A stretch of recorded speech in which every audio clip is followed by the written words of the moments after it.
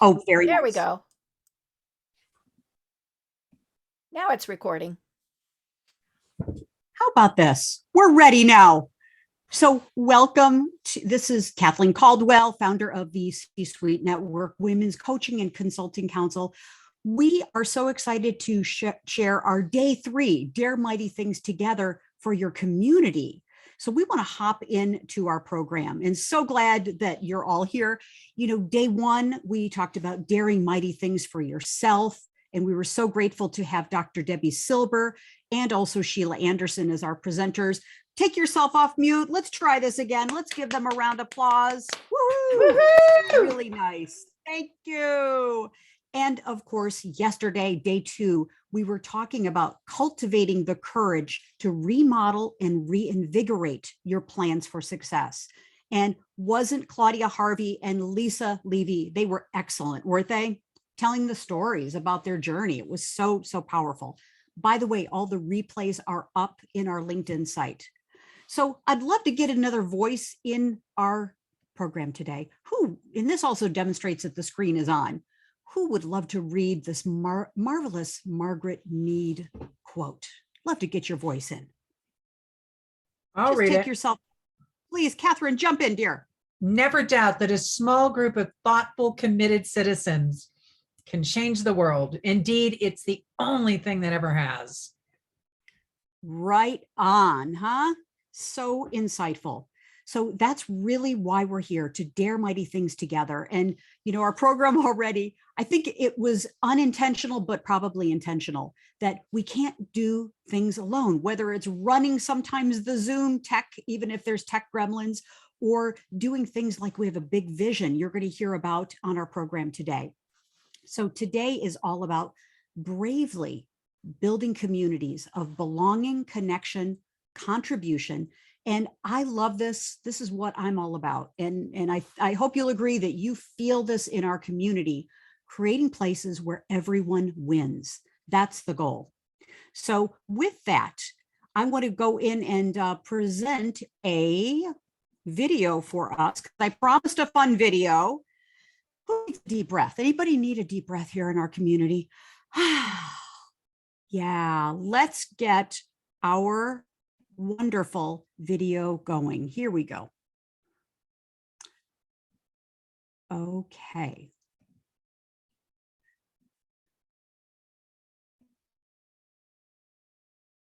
And as I do that, let's go to a very old trainer technique, which is come off mute and tell us what it means to you to build a community together. What does building community mean to you? Just take yourself off mute and share for yourself. You've all been building communities, but what does it mean to you now, post-COVID, hopefully, global craziness, unrest? What does building communities mean to you? Tell us. We can't wait to hear. Just feel free, jump right in. A place where we can be vulnerable and share what is important to us. Thank you, Carol. Beautiful. Let's give Carol a nice kiss here. Yeah. Aloha to Carol. I was thinking the same thing, Carol, that, you know, there's a place to show up strong and brave, but there's also a place where you can reveal what's really the underpinning and kind of what's maybe getting in the way, or, you know, when imposter syndrome shows up, or whatever those things might be. That it's so important to have a place where you can feel that you can be open and honest and share what's in your heart, and not feel like, you know, that now someone's going to, I'm trying to find the right word, take advantage of you maybe, or whatever, right? But that you can just be real. Amen. Excellent. I think it's I think, Kathleen, I'm not a big network person. In fact, at the meeting with C-Suite, I shared that, you know, I hadn't wanted to join a network. I'm fine without it, but that I'd really gained so much from the network and that community. For me, the reason I'm in this community and want to be in this community is the leader I think you bring so much positive energy for the group. And I'm not sure I would have joined a group, much as I would like to know, all of you. I'm not sure I'd have joined a group were it not for my admiration for the leader. Thank you. Thank you. Feel that. I feel that. Yes. Thank you. Yes. And for all of us, the communities we get the great privilege to lead and start, whether, it's ourself first, having community and communing with ourselves, our families, our communities, our, business and personal, whatever it is. I think it really starts with us and having an affinity and a relatedness with the leader. So I'm going to keep my fingers crossed here, and I want to show you something that I think is going to knock your socks off. Okay, so let's jump in and wondering, can you see my screen? Are you able to see my video? I hope. No. Not yet, but start it. Maybe it'll show up as it gets rolling. Yeah, because we saw the controls. It's funny, And- I can see it moving in the background. It's like there's Yeah. something in front of it. Yeah, because we can see the bottom of your screen too. Yeah, where the play is. It's almost as though there's something that Add needs to be two on pulled the over, file. like it's something that's in front of it. Okay, and how about now? Can you see my YouTube? No, but if you Mm, put the link in YouTube, I'll try Yes. it on my side Brilliant. and I can share my screen. Let's see if that works. Let's try this. yeah, it's Teamwork, interesting. ladies, teamwork. It's Yeah. interesting, Kathleen, because this same gray box Yes. was showing up yesterday when you were trying to do something. I'm going to do I'm going to take a picture of my screen so you can see what we're seeing. Okay. And if you very, just very put good. the YouTube in the chat here, I'll click on it on mine. I and will. Hopefully it'll show up. Good. So I'm just going to send it out to our group, and whomever gets it and can pull it up first, it'll be brilliant. How's that? Okay. I got Yes. it, girl. Yes. Okay. So let me share my screen now. Thank you. Oh my gosh. Community. Life wasn't always this complicated. It go. isn't, but it's good. We're Are working you out. ready? Hey, YouTube, thanks for. Wow. Very, very nice. Thank you. So this is all about community. What did you notice in the video clip? What were you present to? Well, I mean, I'll speak up. I mean, first Please. of all, just how the whole choir came together. I mean, it was a production. It was Yes. not just one person singing. It was and then the audience got involved, and then you could see Simon getting involved, and it was just everybody was in this together. Yeah, Excellent. massive energy. Yeah.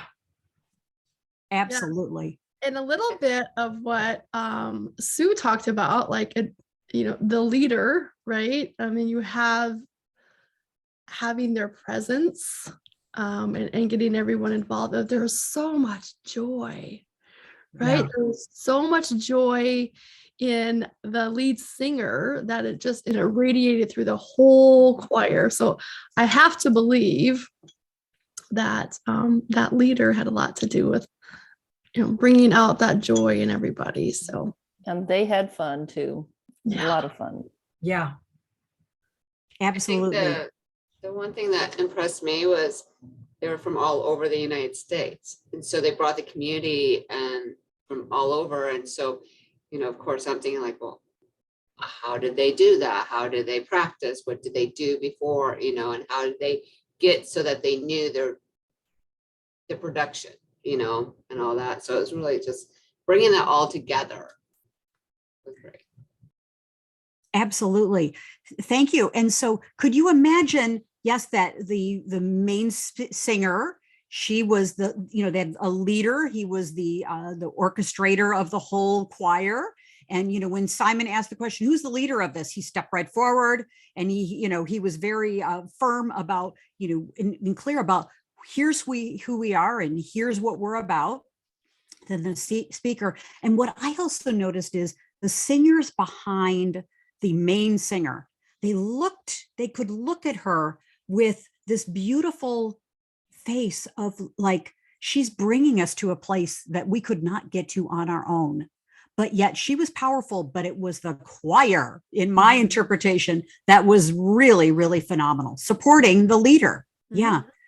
Curious what was absent for you. We're talking about what was present, but what was absent for you?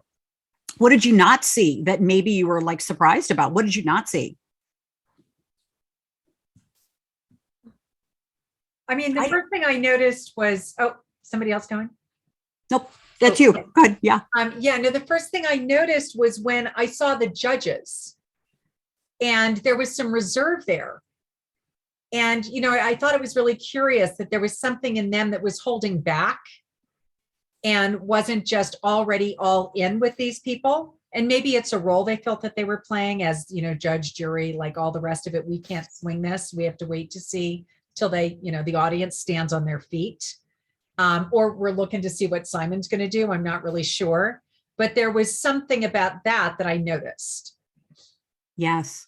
And, you know, thank you, Katherine. And what I noticed was the main speaker or the singer, like she didn't take anything away from the joy and the fun and the excitement and the participation of everybody else in the group. It's just like they were operating as a community. It was operating as a community. So, you know, it was just because she was out front, it didn't mean that it took anything from the other singers. They were wearing all this beautiful blue to combine them and connect them. And I just cannot wait to go to one of their Sunday services because I know I'll be uplifted. So look forward to that. So yeah. So my intention of showing that to you is to demonstrate what I think is a powerful community that one of those singers, while great, she or he couldn't be the whole choir, the combination of all of those people. And so I saw this a while ago and I said, oh my goodness, I want to bring this for the most perfect opportunity to showcase community. So let me go in and I want to just show a couple slides here, and we're going to then turn it over to Katherine, who's going to talk about, you know, really what's next in. Okay, please tell me you can see. Well, it's black. Oh my gosh, no, really here? Yeah, right. It's black. Katherine, I may ask you to pull up my slide. Yeah. And let me see if I have it. Yes, in a PDF. So community, you know, the definition of a community, a group of people living in the same place or having characteristics in common. Number two, a fellowship with others, as it results in sharing common attitudes, interests, and goals. And what creates community from my perspective is shared values, a sense of belonging, value exchange, accountability, a common cause and a purpose, and diversity where everybody's bringing their strengths. So as I pause here, what can you see for yourself about the communities you've created in the past, but most importantly, the communities you want to create for the future? What do you see for yourself? What's possible for you around future communities? And I'll just add one more thing for our conversation is, as Katherine, thank you for pulling up my slide here, my PDF, is I think the most powerful communities answer 3 questions and a fourth on top of it. First and foremost, a powerful community answers the question, what do you need? What do you need and what do you want? What do you need and what do you want? Number 2, what do the community members, what do they need and what do they want? And third most important question, ladies, what does the world need? What does the world need and want? So we've created this community, the Women's Coaching and Consulting Council, to provide a space for coaches and consultants and thought leaders and trusted advisors to come together and talk about issues and opportunities that we're not getting out in the real world here. You know, if you pick up the newspaper, you're not going to get this kind of belonging and kind of inspiration and kind of sisterhood when the tech issues come up. Yes. So thinking about the communities you want to create, what are some thoughts? Kathleen, don't want to interrupt you, but did you send it to me by email? I did. It hasn't come through yet, but I know you said Sheila might have it. Did you get it, Sheila? Yeah, in And then PDF. it's over to you. Sheila gets to become a co-host. Isn't this great? It does change. So let me see if this works. Yeah. And you know what, Catherine, this was the perfect time. Thank you, thank you, thank you. Where we were going to welcome you in, and that's probably slide number 12. Ladies, are you enjoying my pretty slides? I made them just for you. And I'm not even going to Beautiful. go. I'm not going to go into presentation mode because I don't want to That's screw. perfect. That's perfect. Yes. And I'll just finish up on my end. The most gorgeous thing I think about creating a community, and Catherine will come over to you about creating communities of belonging and how do we do this, is who you get to become in the process, who you get to become in the process. I was never a popular girl in school. I just wasn't. I never quite fit in. I graduated from high school 6 months earlier, probably should have graduated a whole year earlier if I put my focus on it. I never felt like I belonged. And so creating community was really hard for me. I was kind of awkward and, just, I don't know, I didn't really relate to girls and other girls in my school. But guess what? Now, as an adult, I get to create the community that I never had growing up. I get to be surrounded by women that I adore and that I respect and I honor and appreciate and that support me. So I share that to share with you that you get to create the communities that you want. You get to fulfill what's still longing for you in your heart. And you get to bring the joy and you get to bring your light. So with that, I'd like to introduce Katherine Sellery, my very nice dear friend for many years. Katherine is an author, speaker, TV celebrity. Oh my goodness, she's everywhere on TV now, my goodness, and founder of the Conscious Parenting Revolution.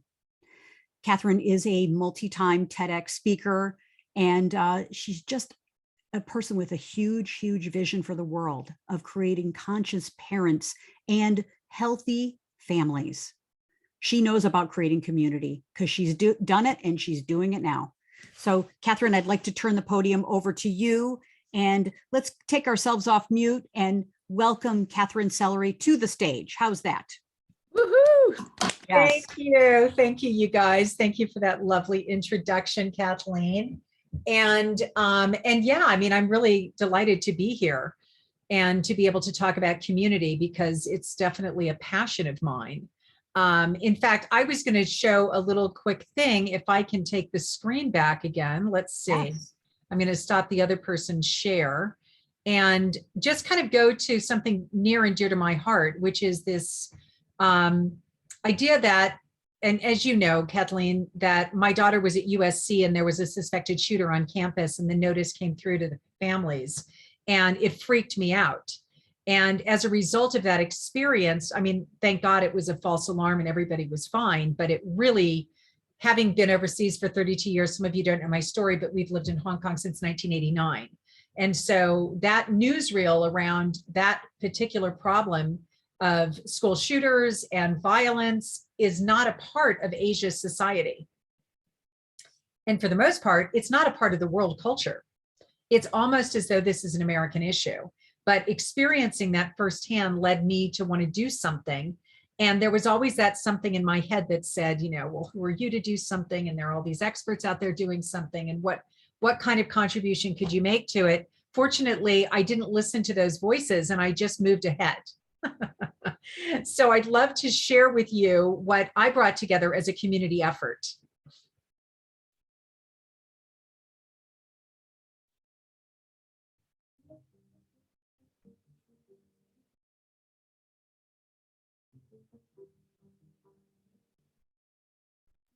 And in this country, last year, 151,000 individuals lost their lives to drug, alcohol, or suicide. Preventable causes. We have a crisis in this country. And although we have extraordinary initiatives that are being done, it doesn't seem to be landing. Part of the gun violence task force we recognized that there's a lot of stress and tension and anxiety in America. So right now, we're working with a downstream model where when the unmet needs manifest in tragic expressions, we're just in triage. Certainly in the Denver area, we've suffered a couple of big tragedies, big mass shootings. And what I want us as a nation to do, and starting with Colorado, is really implement something that's upstream. We don't wait till it's stage 4 cancer before we intervene. We get way upstream. Upstream looks like us creating models in our different landscapes that actually give people tools to manage their emotions, primarily their mind. Brain science is moving so quickly. We're learning so much. And my interest in being on the panel is to see how do we get public policy to catch up with the pace that brain science is moving. It's going to rise up from community when they have ideas and knowledge on what they think is best for them. You go grassroots. It takes more effort, but you do it. Go grassroots. You show state by state that trauma reform and mindfulness is transforming the lives of their veterans and their active duty. They will then be behind it. And the only way I think for us to get the difference that we need is for us to work together and to bring practical, easy solutions like reading and meditation into a broad base. I'm so excited because I feel like we're creating a team between government, business, healthcare providers, educators, policymakers, all of us. I think we all have to do this together in all of our different landscapes. The one thing that I want you to leave here today on our panel is that there's hope. We have tools to teach them. We have strategies to give them. And we have a heart to connect with them. We're up against a lot right now, my friends. Mental health is an imperative. This is something that we must address. Let's start really using those tools and connecting to our students, connecting to our kids, and giving them hope, giving them optimism, and teaching them to be compassionate with themselves and compassionate with others. So yes, let's have this conversation and let's start acting. From a friend, cried in silence, hard to bear or understand all this violence. There are times when my will is close to broken. It takes all I got to keep my heart open. Oh. Our life changes because our perception changes. The filters of our perceptions are cleared. We begin to expand our awareness. Meditation is the tool. Then we are master of our own lives. We are master of our emotions. We are master of our dreams.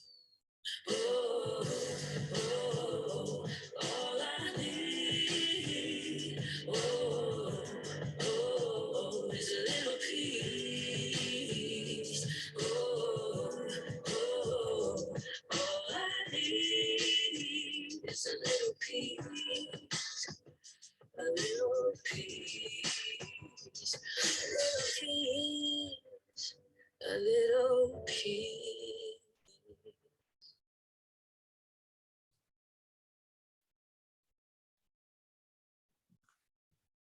Boom. Catherine. There we go. And that was just a mom who wanted to make a difference. And I just had the passion. I had the passion that I wanted to bring community together. It was the largest meditation in US history.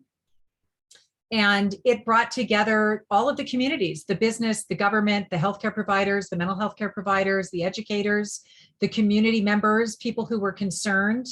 And we experienced something in that room over many days. It was a 3-day event culminating in this event in the park. And we put together a white paper with policymakers who were in the room, the policymaking, sort of like collective wisdom that was brought together by all these incredible people who had so much to offer.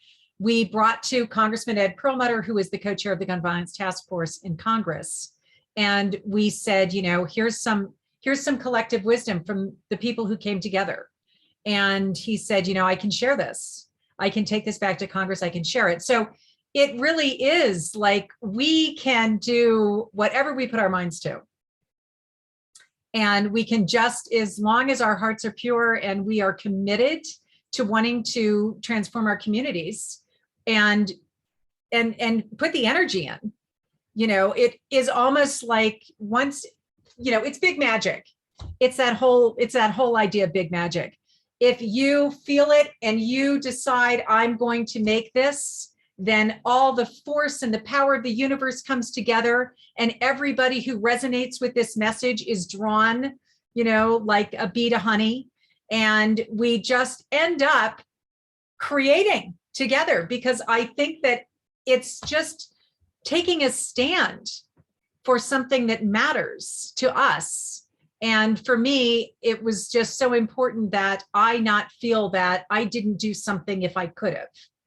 And that I not look back and say, you had this idea, but you didn't stand for it. So I stood for it. And I mean, there were moments where I thought to myself, oh my goodness, what is it going to take to get the sponsors we need? What is it going to take to get the presidential candidates who showed up to show up? Marianne Williamson came, we had Tim Ryan, we had Michael Beck, we had some of the most important spiritual leaders across the country who showed up at this event, who showed up in the park because it mattered to them too.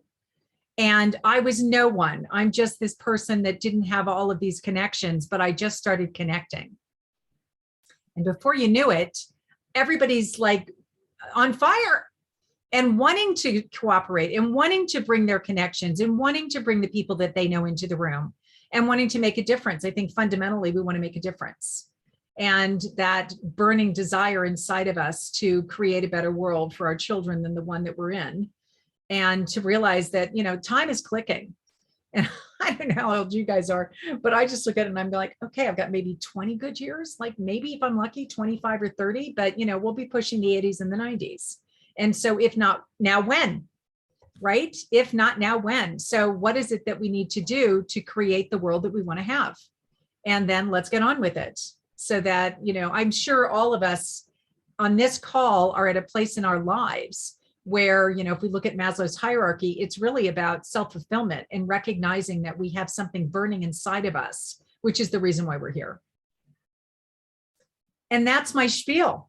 That's my spiel on, creating community and recognizing that there are so many different ways that we can create community. I have my little conscious parenting revolution and recognize that it really is in our family systems where we start to cultivate the types of ways that children look at themselves and the value of their voice. And are we creating children who believe that what they have to say makes a difference? Or do they hide their voice? And so I'm a little stand in the world for children or people too. And recognizing that what we see around us is a reflection so often of our nuclear family systems. And if we can start in the family, we can change the world. I was at an event recently in New York City called The Allied, and it was a collection of the most prominent dissidents around the world, from Garry Kasparov, the world chess champion, to Leopoldo, who started the movement in Venezuela, was in prison for 7 years. And all of them came together to talk about overcoming this idea of authoritarianism and just doing as you're told. And I guess with the world stage unfolding as it does right now, we can see the value to mindset. And whether or not we're going to be a stand for, just because you tell me to do it doesn't mean I'm going to.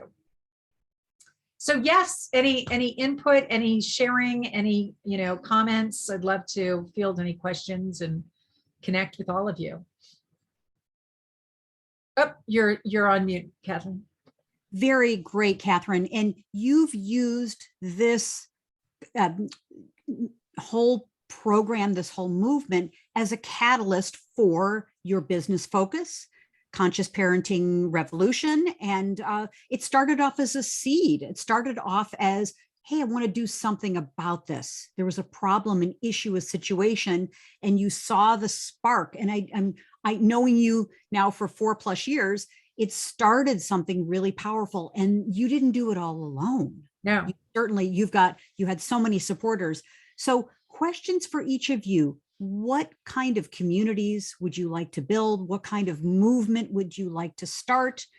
What's on your heart to do next?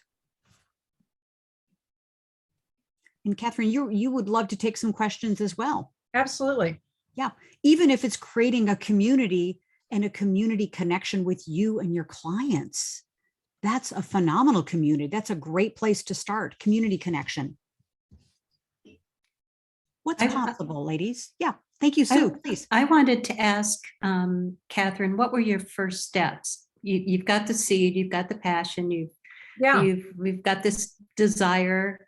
Right now I have a passion to help the people in Ukraine, but it seems overwhelming in terms of, what do you do? And, but when you have that, what are your first steps?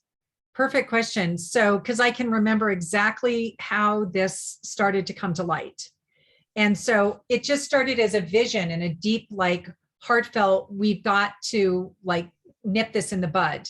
I was gone for 30 years, which means that when I left America, this was not a part of American history. This happened 22 years ago. It started with Columbine High School shooting here in Colorado. And that was the first mass shooting in America. And then all of the rest came after that. So it all happened while I was away. And I was like, where's the landscape? Where's the country that I remember? And with that inside of me, I remember having a conversation with Annalise Richmond. And Annalise runs a college program teaching breathing, mindfulness, and meditation. And I said, Annalise, we have got to do something. And, on college campuses and high schools and all the rest of it. And she said, oh my God, yes, it's a movement and we've got to get the university students involved. And so I got my first ally, the first person for whom my vision resonated with her vision. And then all of a sudden, before I knew it, I had Annalise. And now it wasn't just me alone, it was Annalise and I with a vision. And then I spoke to somebody else and they said, oh, you need to get Sri Sri Ravi Shankar. He has the largest meditation community in the world. If you have him at this meditation, you'll instantly have 1 million meditators online, raising the consciousness of your community. And so I said, all right, I'm going to go talk to him. So I got on a plane and I found him and I went and talked to him and I said, I need you to come to my event. And will you come? And he said, when is it? And I told him, and he said, okay, I'll come. And now I had the most prominent meditation teacher in the world who has a relationship with Michael Beckwith, who has a relationship with, all these people. So then before I knew it, it was like, oh, now Michael Beckwith's coming. Now I have the entire Agape Church community, which if you don't know who he is, he's probably one of the leading lights in terms of mindfulness and consciousness work. It just starts to spread like fire. You realize now you're a steward. It's just now you're stewarding as all of these different people come along. Then somebody said, oh, you got to talk to Deborah Poneman. And I was like, okay, who's she? So I get on the phone with Deborah Poneman. She says, oh my God, Marianne Williamson would be perfect for this. I'm like, well, sure. But I mean, how am I going to get her? Oh, she's my best friend. I'll call her. Oh, okay. And then all of a sudden we had Marianne Williamson. I mean, this is how it worked. I did nothing, right? Other than be the steward, other than listen to the call, other than not dismiss myself, other than those things, which let's all be honest, those are huge. How many times do we dismiss ourselves? How many times do we minimize our visions? How many times do we tell ourselves, oh, that's ridiculous. How are you going to do that? Right? That's what I didn't do. And because I didn't do that, that's how come it happened. Because I just kept putting one foot in front of the other. I kept having one conversation after the other. And then I followed every lead that came in my direction. And I recall you were resilient and dogged, Katherine. Oh, yeah, absolutely. And, there were times where I saw a video of the 100,000 people meditating in Argentina, in Buenos Aires. And I said, I want to know who that guy is that organized that. And somebody said to me, oh, I know who that is. That's Fernando. And I said, well, I want to meet him. Doesn't speak any English. Found a friend who has pidgin Spanish who helped make the phone call. And I said, this is what I want to do. Will you come and help me?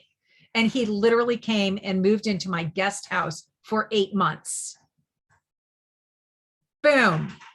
It's just, if you got it and you've got the idea and you keep moving one step in front of the other, it all falls into place. Excellent. So Katherine, parting words, and we're going to complete our call today. I hope you've all experienced some inspiration here. Dare mighty things for your communities together, one step at a time, right? Yes. Yep. Katherine, parting words, and then we'll complete our time together. I think the parting words are the world needs us to show up. Yeah. It needs us to show up. So all the doubts, all the I'm not good enough, all the, oh, this will never happen, all of that dialogue. Yeah, we get to just acknowledge it's there and be like, I see that there's something in me. Yep, I'm with that part of me that doesn't think I'm good enough or enough or smart enough or bright enough or capable enough. And yep, I get it. You're all there. And you just kept moving forward. And you just kept moving forward. Yeah. Yes. Great. Thank you. Yes. And your time is now. Yep. All of our time is now. Yeah. I mean, Time you to started check in, with we got to get after it. This little light of mine, I'm going to let it shine. I loved when you put that on. I was like, yes. Yeah. Beautiful, Kathleen. Thank you. Thank you. Thank you.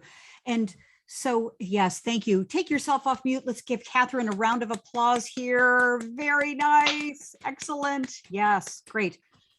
So my challenge to you today, day 3 of our day 4, our 4-day Dare Mighty Things Together, is this little light of mine, I'm going to let it shine. I want you to substitute the word for this little dare of mine. I'm going to let it shine. This little dare of mine. So I dare you, come back tomorrow. We're going to talk about Dare Mighty Things Together with Trisha Ben, Andrea Austin, and we're talking about Dare Mighty Things for the world.